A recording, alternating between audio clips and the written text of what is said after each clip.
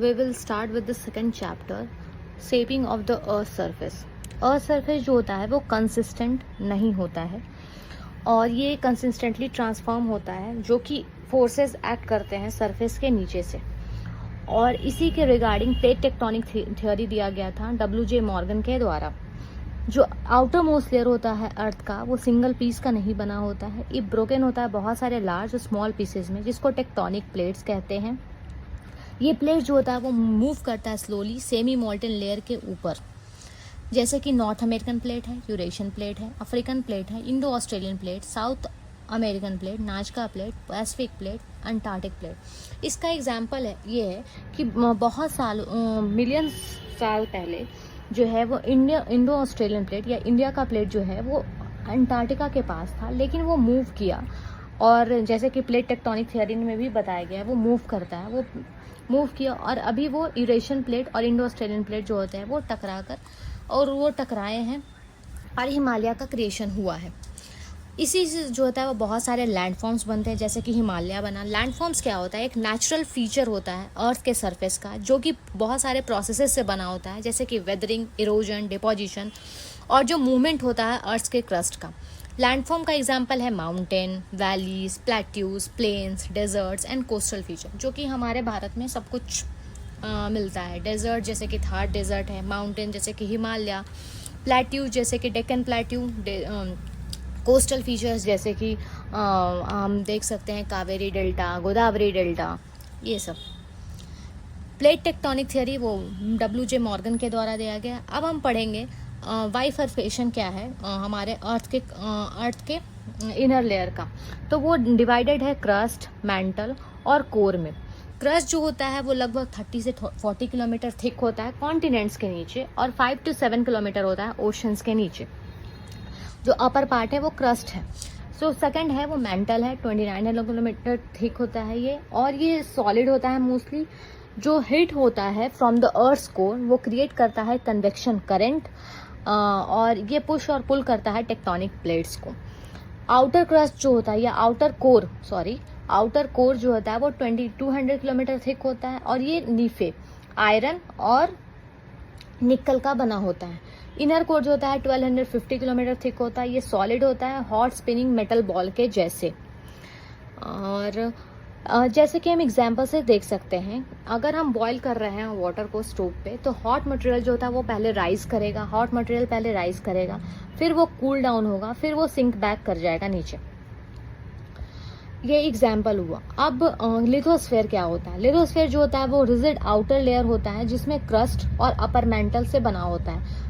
पूरा क्रस्ट और कुछ पार्ट मेंटल का जो होता है वो मिलके लिथोस्फेयर बनाता है। ये बहुत सारे स्लैब्स में टूटा हुआ होता है जिसको टेक्टोनिक प्लेट्स कहते हैं, और ये मूव करता है स्थिनोस्फेयर के ऊपर। स्थिनोस्फेयर एक हॉट मोबाइल लेयर होता है जो कि पार्शियली मोल्टन रॉक का बना होता है, लिथोस्फेयर के नीचे होता है। ये कुछ सेंटीमीटर्स मूव करता है हर एक साल में। नेक्स्ट इज अब प्रोसेसेस होते हैं, मतलब अगर डिफरेंट प्लेट्स हैं तो उनके प्रोसेसेस होंगे, बहुत सारी बाउंड्रीज बनेगी। तो पहला है conversion plate boundary. Conversion plate boundary जो होता है इसमें दो प्लेट जो होते हैं वो आपस में आकर टकराते हैं, वो एक दूसरे की तरफ मूव करते हैं। इसमें जो है वो जनरली जो होता है वो फॉर्मेशन होता है, जैसे हिमालयस का फॉर्मेशन हुआ है, फोल्ड माउंटेन का फॉर्मेशन हुआ है।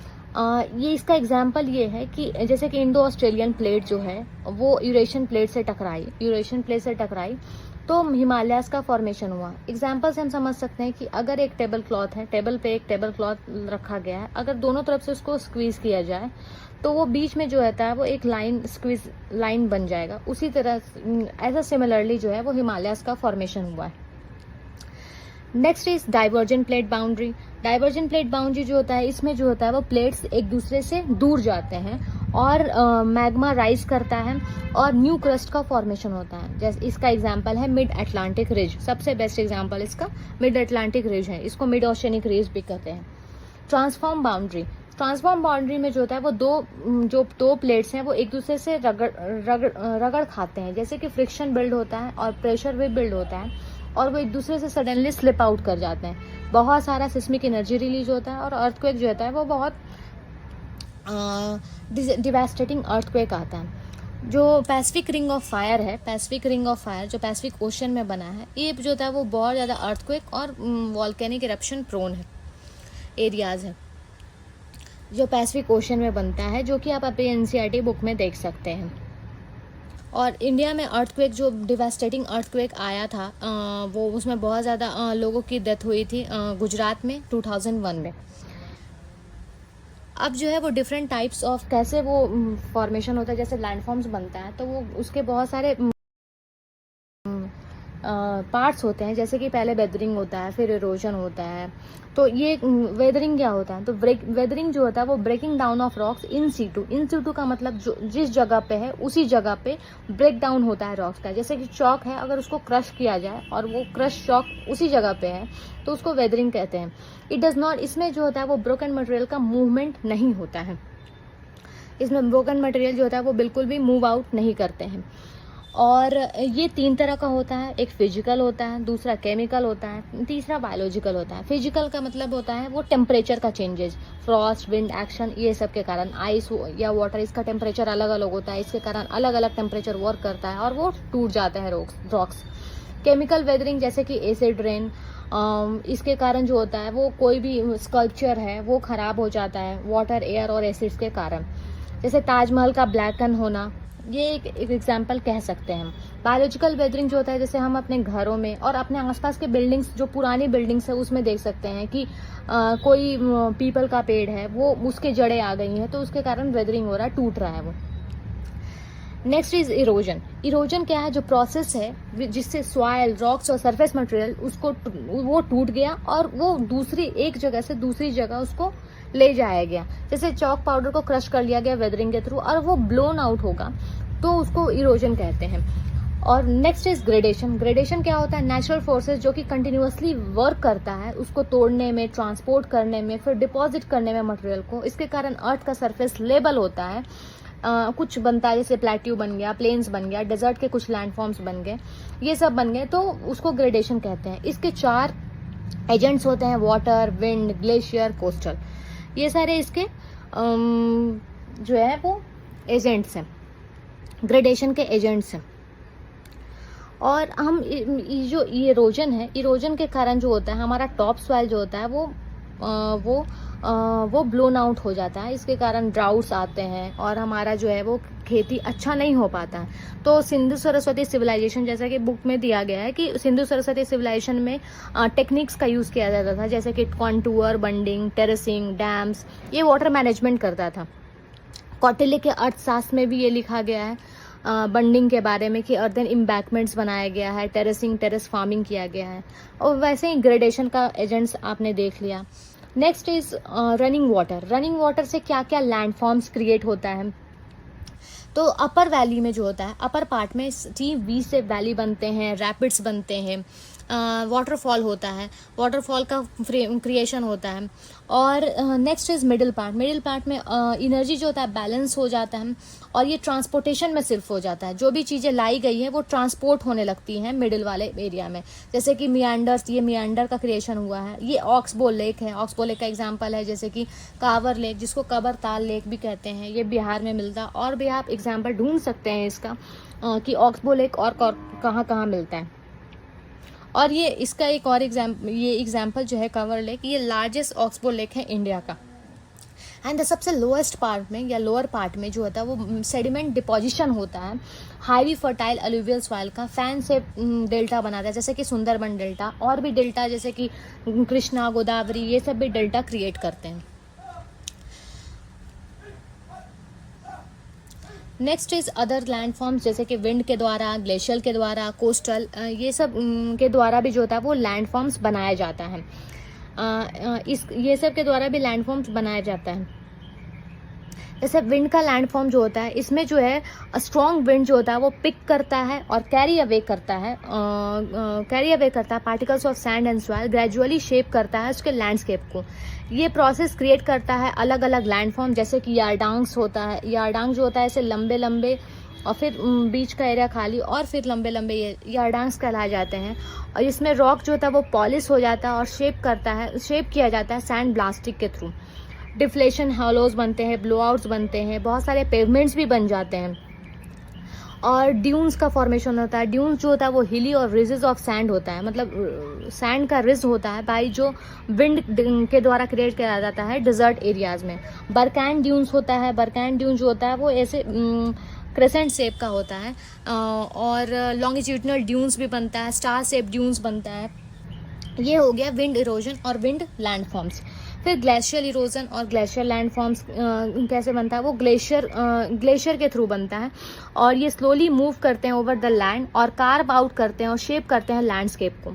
बहुत सारे लैंडफॉर्म्स जो होते हैं ग्लेशियर इरोजन के द्वारा बनते हैं, जैसे कि यू शेप वैली बनता है, जो कि ग्लेशियर वाइड होते जाता है और डीप कर देता है रिवर वैलीज को।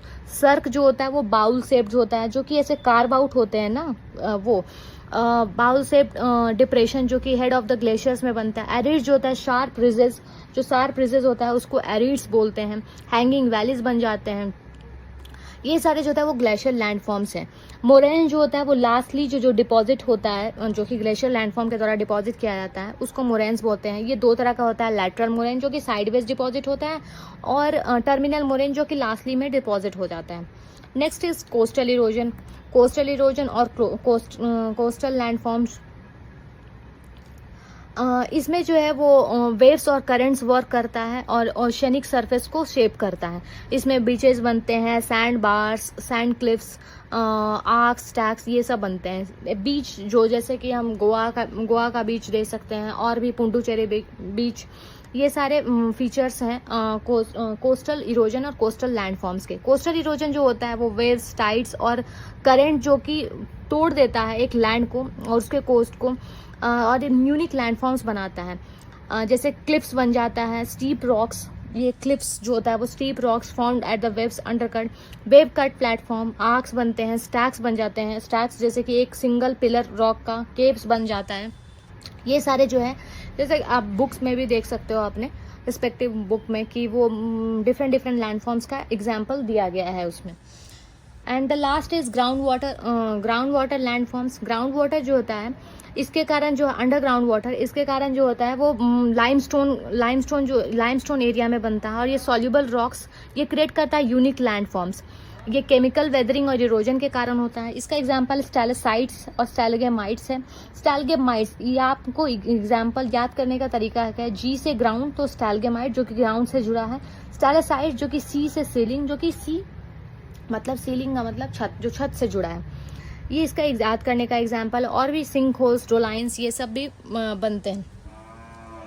Next is disaster. अब डिजास्टर से डिफरेंट टाइप्स ऑफ डिजास्टर है, उससे डील कैसे किया जाए। बहुत तरह के डिजास्टर से हम डील करते हैं, जैसे कि लैंडस्लाइड है, अचानक से हैवी और कंटिन्यूअस रेनफॉल, लैंडस्लाइड बन गया। लैंडस्लाइड आने का क्या, जैसे कि अभी हमने रिसेंटली हिमाचल प्रदेश में देखा है। और एवलांचे, GLOF और डस्ट स्टॉर्म्स है। डस्ट स्टॉर्म जो होता है ग्लेशियर लेक आउटवर्स फ्लड है। ये sudden release of large volumes of water from glacier lakes due to natural और क्लाइमेटिक फैक्टर्स के कारण बनता है। और इसका एग्जांपल है जैसे कि 2021 चमोली डिजास्टर आया था उत्तराखंड में। और ये ज़्यादा प्रोन एरियाज़ क्या है, जो भी माउंटेनियस एरियाज है, उत्तराखंड, अरुणाचल प्रदेश, सिक्किम, ये सब जो है वो जनरली जो होता है वो प्रोन एरियाज़ हैं। डस्ट स्टॉर्म जो होता है उसका प्रोन एरिया जैसे कि हमारा थार डेजर्ट है, या राजस्थान का इलाका, थोड़ा पंजाब का इलाका, ये सब जो होता है डस्ट प्रोन है। Rajasthan, Haryana, Punjab, western UP. Dust storm जो होता है बहुत स्ट्रॉन्ग विंड, जिसके कारण large amount of loose dry soil, sand air में फैल जाते हैं, और इसके कारण ड्राउट भी आ सकता है और लो रेनफॉल भी हो सकता है। और हम कैसे स्टेबलाइज कर सकते हैं इसको, स्टेबलाइज करने का जैसे कि ग्रीन वॉल इनिशिएटिव अरावली में लिया गया था, ये आप पढ़ सकते हो कि ग्रीन वॉल इनिशिएटिव, ताकि वो जो डस्ट स्टॉर्म है वो और एरिया को कवर ना करे, स्टेबलाइज करना सॉइल को, वेजिटेशन को प्लांट करके। And next is avalanche. Avalanche जो होता है unstable snowpack on steep mountain slope. Steep mountain slope पे अनस्टेबल स्नोपैक जो होता है वो अचानक से नीचे आने लगता है, और इसका प्रोन एरियाज इंडिया में है JNK, मतलब जम्मू एंड कश्मीर, लद्दाख, हिमाचल प्रदेश, उत्तराखंड।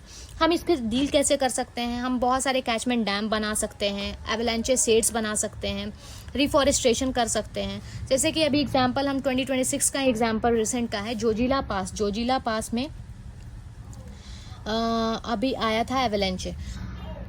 और हमने पहले भी देखा कि कॉन्टूर बंडिंग लोग पहले करते थे, टेरेसिंग करते थे मैनेजमेंट करने के लिए, वाटर मैनेजमेंट करने के लिए। तो कॉन्टूर बंडिंग जो होता है वो स्मॉल अर्थ एंड रिजेज बनाया जाता है, इसके कारण जो होता है वो स्लोप इंटरसेप्ट करता है और रिड्यूस करता है सॉइल इरोजन को। टेरेसिंग इसके कारण भी जो होता है वो सॉइल इरोजन रिड्यूस होता है, टॉप सॉइल जो होता है वो अचानक से रिमूव नहीं होगा, वो जो होता है वो पानी जो है वो रुक रुक के नीचे आएगा। जैबो सिस्टम जो होता है वो नागालैंड में फॉलो किया जाता है, जिसके कारण जो होता है वो इसमें कॉम्बिनेशन होता है integrated farming system, forest, water harvesting, ponds, terrace agriculture, ये सब का कॉम्बिनेशन होता है जैबो सिस्टम। ये नागालैंड में प्रैक्टिस किया जाता है एक वाटर मैनेजमेंट के रूप में।